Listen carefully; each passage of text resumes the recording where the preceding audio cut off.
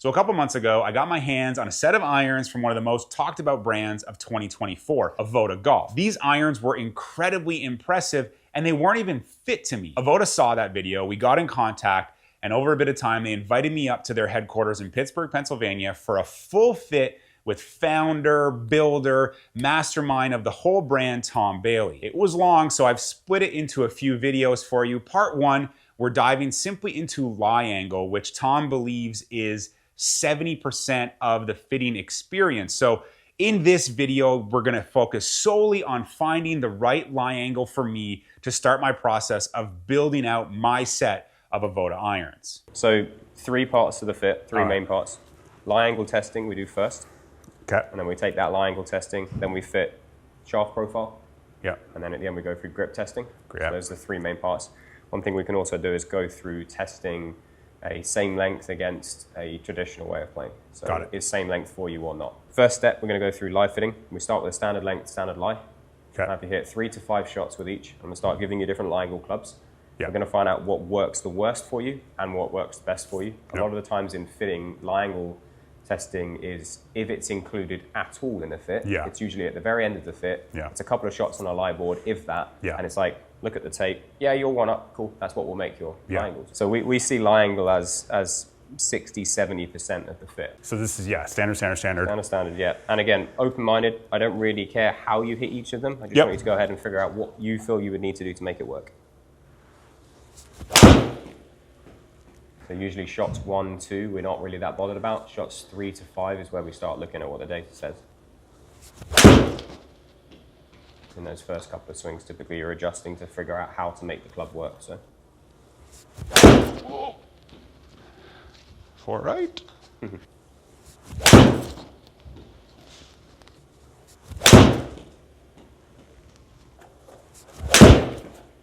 Cool.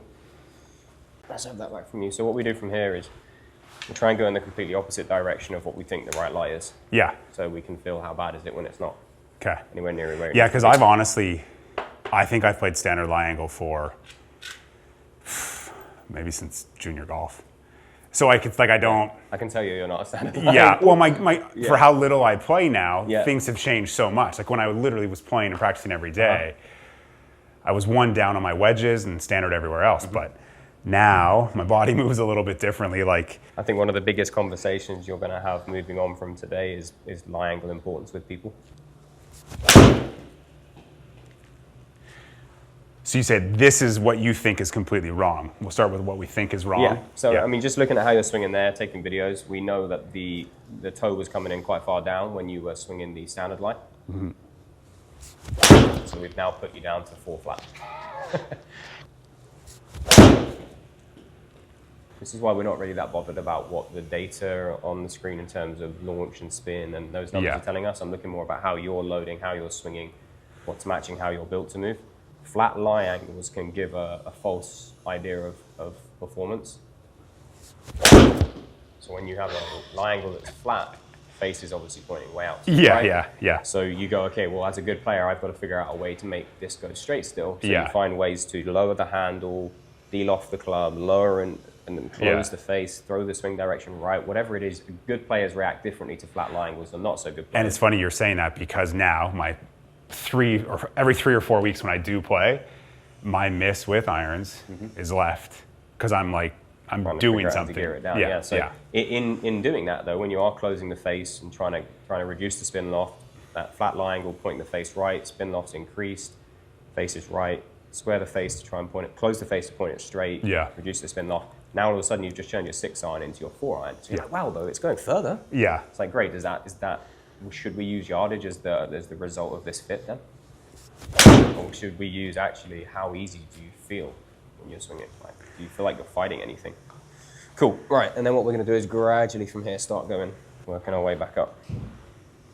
So we're trying to find the extremes either side. When does it feel too flat? When does it feel too upright? Yeah. Find the middle between the two of those. You're going to start to feel, as you go through these different lie angles, you literally changing your golf swing to make contact with the ball. Yeah. The one that's right is the one where you go, I don't really feel like I have to change anything. And it's always a surprise for people to find out what that is. So we have no bias on lie angle. We let the player hit the lie angle. We'll see which one they strike the best, which one they feel best swinging. And quite often, the one that goes the furthest might not be the one they feel the best swinging. Yeah. So typically we see flat lie angles, lower strikes on the face, toe hits quite often. Yeah. Well, and I also flat lie pushes the radius further away. I fight getting steep in transition too, so that's only gonna. Maybe you're built that way. So a lot of what we see in golf swings is just our anatomy. You know, we have proportions to our anatomy, and they dictate how our arms fold across our body. Yeah. So when you transition and you see a plane of a swing, you see someone who's really shallow, someone who's really steep. The person who's really shallow is not trying to be really shallow. It's what their body. That's what their body's dictating. Grab that one back. So a little bit better than the one before. More consistent, like in terms of where it felt on the face. Like sure, a little thin here, like it's, but it's where it's coming off. Certainly feels better. Oh yeah, like to what you said 3 minutes ago, like you'll know what it feels like. Yeah. Well, we're not there yet. Well, that was pretty damn. Better. So that was pretty damn close. That's back to the first club. You see start lines change completely. And that's why we go to the extreme in the opposite direction to start with. So we always start in the middle, see if that's too upright or too flat for someone. Yeah. And then we go to the extreme. Yeah. Go to that extreme, let them feel what that's like and how hard they have to work to make that work. And then every little bit better we get from there, or every little bit more up or down, whatever the opposite is from there. Like, oh, this is better, this is better, this is better. And just when you think it's got really, really good, you go to the next one and it's like, wow. Yeah. Now I want to see, when do we get too far? When does it get to a point where you've actually gone too far the other way? Now we know we've gone either too upright or too flat, whatever it is, which direction we're going in. And again, shots 1 and 2. Shot 1, you try and fire the same pattern that you were firing from the club before. Yeah. And your radius is different, so it doesn't work. Shot 2, you make an adjustment. You're like, okay, what do I need to do? Make the adjustment. By shot 3, most good players have it figured out. There you go. So we always say shots 3 to 5. That's where we care. We're going to look at data. We look at them on shots 3 to 5.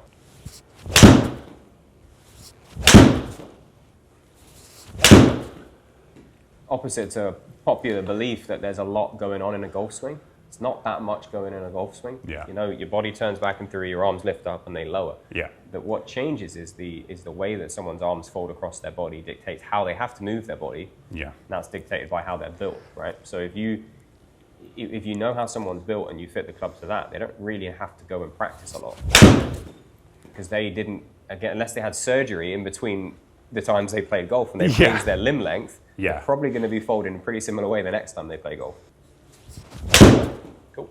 Yeah. Grab that one back off you. There you go. Shot 1 and 2. I know. There is no right and wrong in terms of what you do to make this work. Yeah. It's what I care about is, what do you do to make this work? Yeah. You can see you've got the pattern of someone who's been playing lie angles that are too flat for them for a long time. Really? Yeah. Huh. Cool. Yeah. I mean, it's certainly the last 4 years. Since I broke my arm in 2019. Right. My body changed. My hesitance to impact for almost a year and a half happened. I have a plate in my elbow. Things change, but that's also when I stopped practicing every day, playing and pursuing a career. So, and now I get clubs to test all at standard.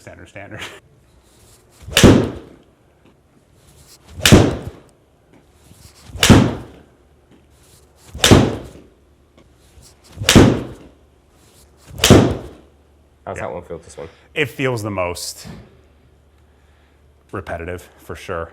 Where it's coming off the face. Interesting, huh? Definitely feels softest, consistently. In my opinion, and it might be different for other people, if I had to choose a strike on the face other than middle that would feel better, heel is going to feel better than that last one was the heel. They've all felt more heel side. Yeah. I think you're for the first time ever, you're moving your strikes to a side of the club you've not seen very much of. But the toe side, the toe side does not feel good with an iron. This is really good. See, that was toeier. Yeah, I'd argue on this one we've pushed you a little bit to the other extreme. Got it. Found the opposite extreme. Yeah. You were definitely hitting the one before this more repeatable in terms of start line and swing wise. Tempo is changing more with this one. loading profiles have changed a lot more with this one than the one before. Yeah. So you're quite literally you're trying to figure out how do I deliver this club. But we are now at the opposite end of the spectrum to where we started at the flat end. This is 10 degrees more upright than the one you started with, right? So we've gone through a spectrum of a 10 degrees change in lie angle. Which side of that are you on? I can tell. Yeah. So we're going to dial in on specifically where you are, but we know you are not on the flat side of that spectrum. Yes. What have you been typically playing nearer to? Just standard, yeah. So like it is the So this is effectively, this is at 68 degrees right now. So that's effectively 6 degrees upright. So that's Bryson's lie angles. Yeah, shots 1 and 2 we're not that concerned about. So did you feel like you got to a point where you found too upright, too far upright? To be honest, I don't know. It's funny that, isn't it? Yeah. So it's like, you'd know when you get to a point you're like, man, okay, this is way too far upright. I think I'm more honed into the feel of impact than anything else. Like, yes, I'm just like, okay, make it turn, wait for it, fire, like just trying to simplify my thinking. But my response is more the feel through impact, kind of where it was on the face and what that turf interaction felt like, how kind of easy or hard it was. I'm not like I don't even look at what that is. That is the miss of someone who's been trying to make a flat lie angle work for a long time. Yeah. So it's funny because that's impacting really clean. Okay, it's impacting really level with the ground. Yeah. But if you've been used to playing a club that's toe down and facing right, to make that point straight, you're closing the face. Yeah. So you get really used to closing the face to make it go straight. Now you go to a lie angle that's correct for you, that's pointing straight already, and then you still try and close it, now it starts going to the left. And what's the first thing people start thinking? Like, especially better players, a lot of the time, I'm missing left, I need to stop missing left. And they go and make their lie angles flatter.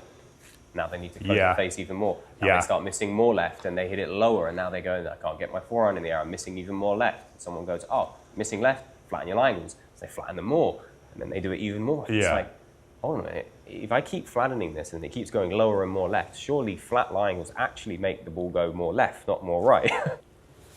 A lot of the time when people have alignment issues, they can see a face that's not right. They know a start line's happening because of the wrong lie angle. So typically we fix lie angle. People like body lines who are all skewed, right? Someone's got body lines way left, shoulder line way right, face close to it, and someone's coming in and they're moving their club and they're moving their feet and they're putting an alignment stick down. And the players, they're like, dude, I thought I was square. What do you mean I'm here? Yeah.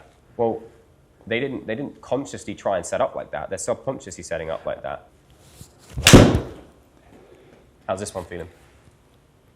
Good, because that one felt like I got a little active at the bottom, but it certainly did less of what I thought it would have done. It's getting a little bit back nearer to where you're used to.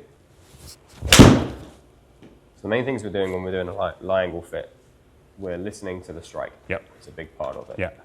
You're going to know the one that sounds right because it's going to sound good, and it's going to sound like that every single time. Yeah. You're going to know the ones that don't because they sound bad, and then they sound good, and they sound bad. It's all over the place. And then the other thing is asking the player, how do you feel swinging this club? When you get the one that is the right lie angle, you're just going to be like, I don't really feel like I have to do much. We ended up at 68.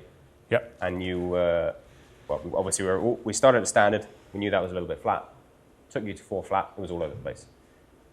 When we skip every lie angle, so we go 2, 2, 2. We don't go 1. We'd be here for hours. Yeah. So, and there's not enough of a difference in 1 degree that you can really feel that you have to change things too much. So we went 58, 60, 62, 64, 66, 68. When you got up to that 68, we saw it started to get a bit skew in both directions as well. Strike started changing a little bit. At that 66 is the one where we saw the bullfight was actually most repeatable. Yep. The sound was most repeatable. We've gone back to the 64 here, and as much as 64 standard.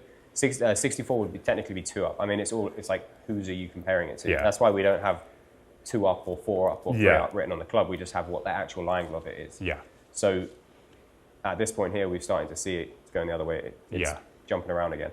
So when we're skipping 2 lie angles, if we find that there's one head that you hit so much better than all the others, that's the lie angle. Yeah. If we find there's 2 heads that you like, I hit this one really good. Yeah. It's the one in the middle. In our kit, because we have everything, we have actually got the one in the middle as well, which we can then put in. Yeah. When we get to that point, if it is that. But in the stock kit that we provide, we skip every 2 lie angles, and then you make the conclusion, okay, these 2 are really good, meet in the middle. So then for your eyes, let's say 2 heads in or however many swings in, did you have an idea, like, I think it's going to be this? Yeah. First swing, we look at a video, we can see where you're at. Yeah. And it's not even looking at the video, we can do it without that. We're looking at swing type. Yeah. Where's your shaft? Yeah. How are you built to move? You know, everyone's trying to fight this idea of a steep swing or a shallow swing, or I do this, this, and the other. The way your arms fold across your body is how they're built to fold across your body. And that's how we're able to go. See, I feel this one. Yeah, the other way, right? Just stays open on me. Yeah, and that's funny because you said on a couple of shots ago, you were like, I felt like I released that at the bottom, but it wasn't too bad. That's a bad thing. If you feel like you've released it hard at the bottom and it's gone straight, you're like, I made a bad swing and got a good result. Yeah. Okay. You know, I want to know, if you've made a bad swing, obviously we don't want a terrible result. Yeah. If you haven't hit it good. Well, you want the result to be kind of, especially at a player to a certain level, like a certain caliber, you want the miss to feel like it's not too bad. Do what you think it did, basically. So the good shot shouldn't be the best shot shouldn't be, I made a bad swing and hit a really good shot. Yeah. The best swing should be, or the best shot should be, I feel like I made a really good swing there, I've hit a really good shot. Yeah. Or I feel like I haven't made a good swing there, okay, yeah, it's not as good of a shot. But if you're saying, I felt like I made a bad swing and I hit the best shot, what happens when you now make a good swing? You're going to hit a bad shot. Yeah. That doesn't sound like a fun way to, it's a very high stress way to play golf. It's like, if I felt like that was a swing flip here, draw, I'm going to have a bad outcome. Yeah. There you go.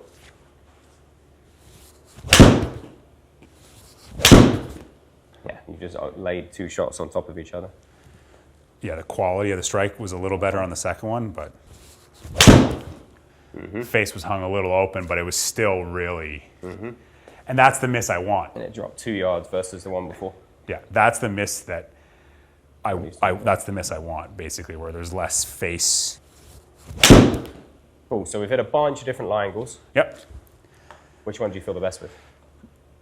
This. There you go. Yeah.